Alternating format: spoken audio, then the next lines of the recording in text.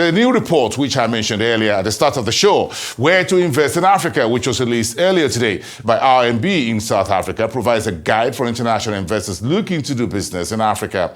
Now let's grab excerpts from a panel of speakers led by RMB chief economist who spoke at the report unveiling.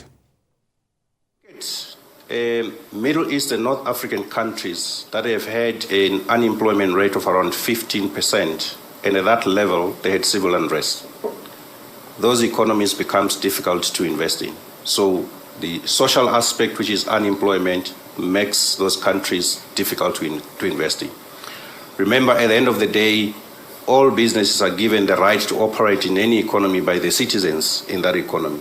And if the citizens are not in a gelling well in a socially stable environment, it becomes difficult for you to actually deploy capital in those economies.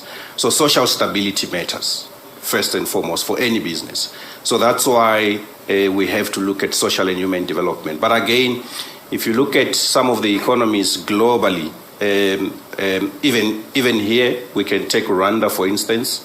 The improvement in the social aspects produces a stable operating environment, but it is also the genesis of skills which are required by investors. So that skills, ability for an economy to produce good skills is captured in the social aspect of the indicators. So they are important. You can have a mass market Nigeria, you can have high income per capita, as long as the social aspect is not there, it becomes difficult to operate. That's why we took it explicitly into the rankings. I love the point that Azai makes about having social license to operate. It is the society that gives you the ability to operate. Sitting behind this work is a really important bureau of literature, evidence on market access, market entry, the performance of companies in country. And this social dimension is an absolutely critical component.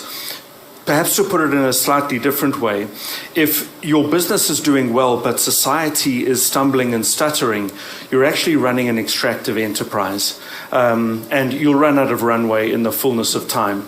So this dimension that the social human capital development component brings, I think, is an absolutely fundamental lens to think about the performance and the longevity of your business in country.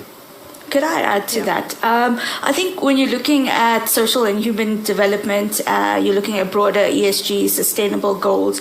A lot of countries are now financing themselves through some of this. So you get things like social impact bonds and development impact bonds. So I think it starts to play a more important role as we go forward.